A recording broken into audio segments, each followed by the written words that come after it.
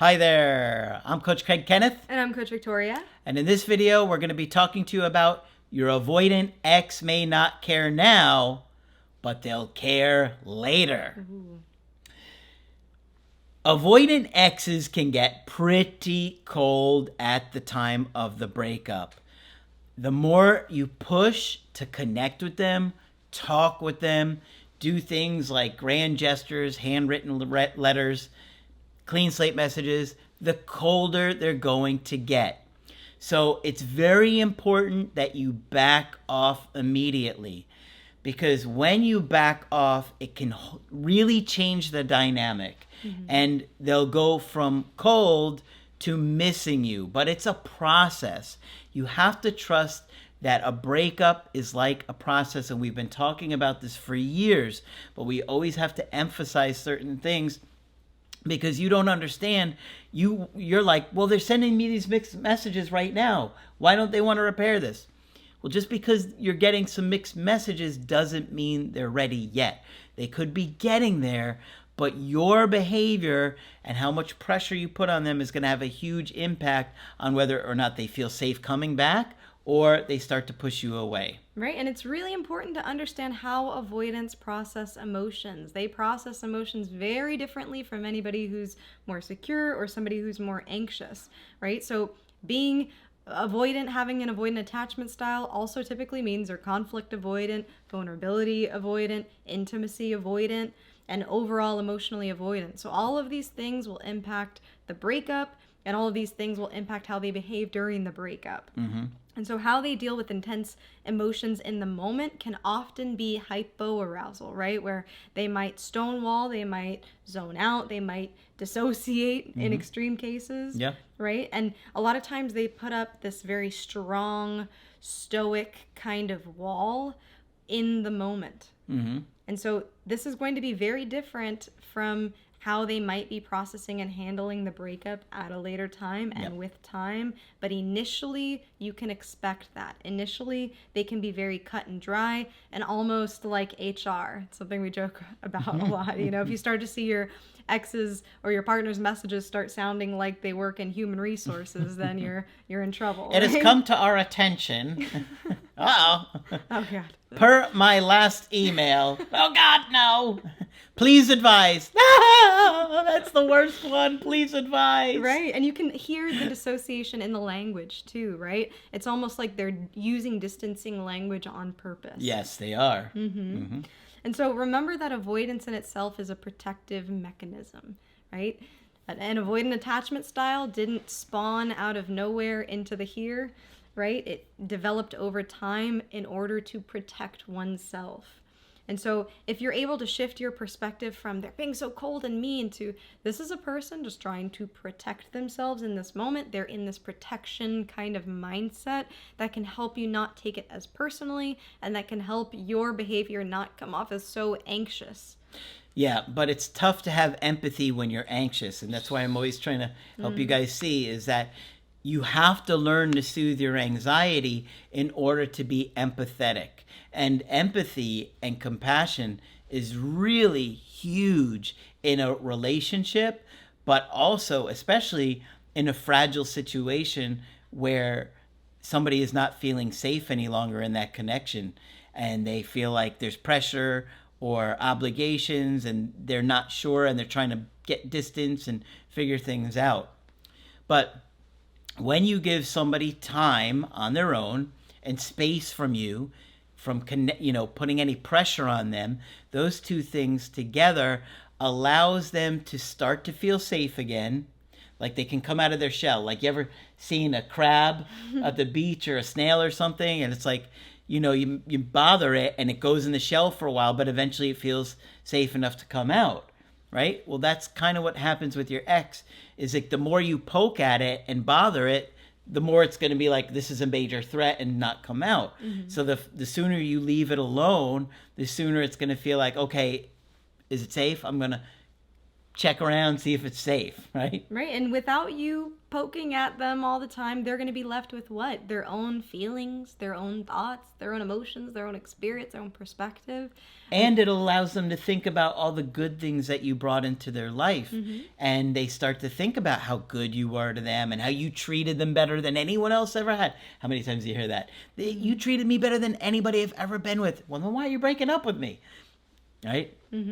Yeah. So you'll see these things happen over time, but you're able to get just a better idea of how they will process if you leave them to their own devices, right? If you add in the variable of you reaching out to them every now and again, if you add in the variable of you showing up at their house or showing up at their work or doing these grand gestures and things, then it's going to impact how they process things. Yeah. It's right? it's like, just think of the crab in the shell or, something hiding, a turtle in its shell.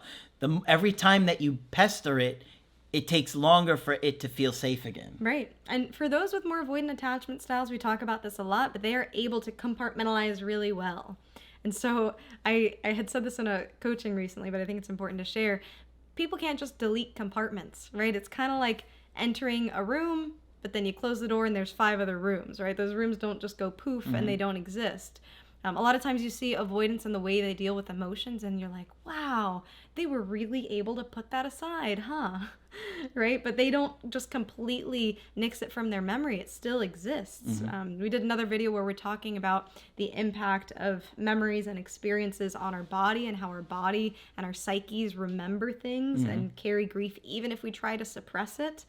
And so they can push off these emotions for a while, but we say it all the time, nobody can escape grief. Maybe we should change around that phrase. I feel like it's scary. It's kind of like this haunting kind of thing.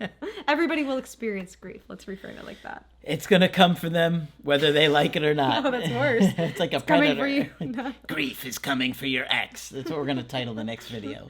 Right. And it's really difficult for them to completely avoid it. Now, there are certain personality disorders that, that's kind of the mechanism. They're able to push it so far back. And, the severity of it is much more extreme. But typically for most people who deal with avoidant attachment style, these things tend to surface in weird ways in their life. And so it affects them. Yep. And it's tough because you're feeling it right away. You're feeling massive amounts of anxiety and loss and pain and helplessness right away. But what happens is, they feel confident with their decision for a while, especially if you're reaching out. Okay, you have to stop reaching out. In order for this dynamic to change, you have to stop with the pressure because it's like standing over the crab or the turtle, keep poking them every time you reach out. So if you keep doing it, they're never going to feel safe and come out of the shell. So if you've done that for a while, they will slowly get to that place where they will feel safe. And then they start to feel the loss of the connection, like you've moved on. Now they start to think about the positive things. I miss that person. They treated me so good. What if I lose them? What if they don't want me anymore? See, now they feel powerless. And that is when they start to think, oh, maybe I made a mistake.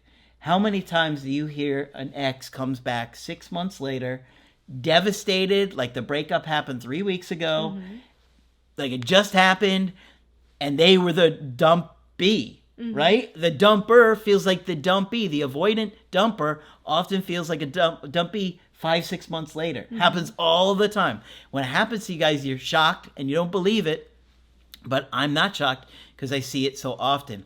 Now, it's tough because many of you say, well, I don't want to put my life on hold for 5 or 6 months. You don't have to. But I'm just telling you the experience that we often see. So when you doubt that your ex is going to be the one that reaches out, trust me, it happens all the time. Right. And the regret is different for somebody who has an anxious attachment style in a breakup versus somebody who's more avoidant. We find that the regret we hear most often from somebody who's anxious is, I shouldn't have pushed too much. I shouldn't have pressured. I shouldn't have tried to force things. The regret that we hear from somebody who's more avoidant, even the person who was the dumper, is I didn't love enough. I didn't express the feelings that I had. I didn't, make this person feel valued. I neglected this person.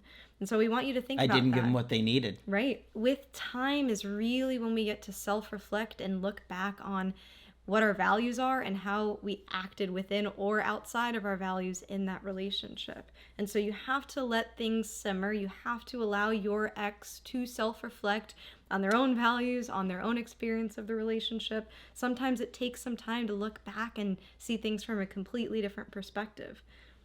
Yeah, and so I cannot stress this enough, guys.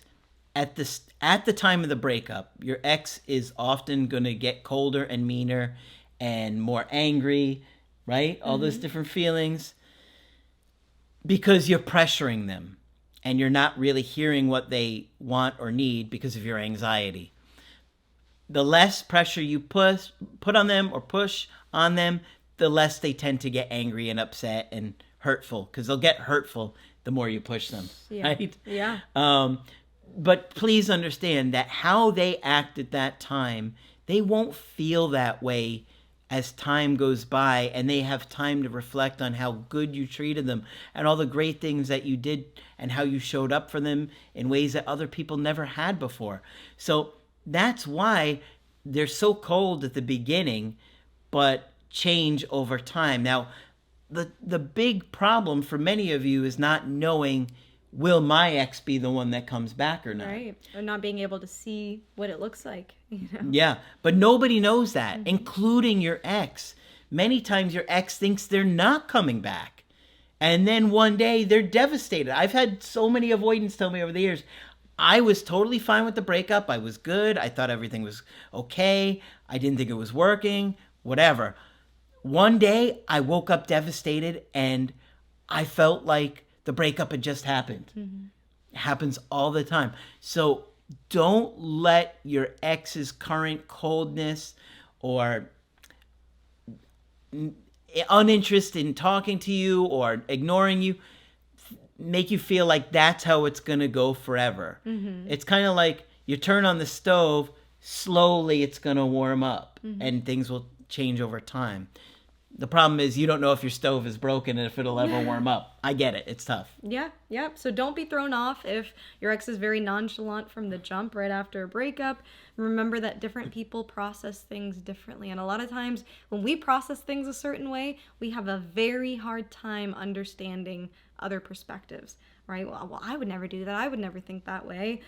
I don't experience emotions in that way. And so we ask ourselves all of these questions and we're trying to make sense, trying to understand, which is why we talk about attachment so much on the channel. And for a lot of you, this kind of information is a light bulb. You hear this and you're like, wow, okay, maybe their experience is different. Some of these things do align with some other things that I experienced in my breakup, after the breakup. And so we encourage you to continue educating yourself, give things time, give things space. Patience is key. Being able to be patient and really hone in on that emotional self-control.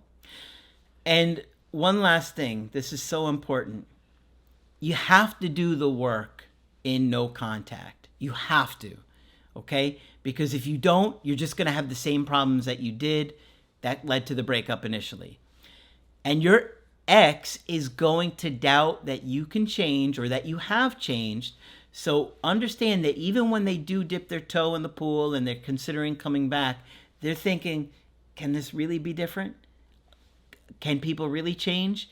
So you actually have to do that work. If you don't, your ex will see right through it.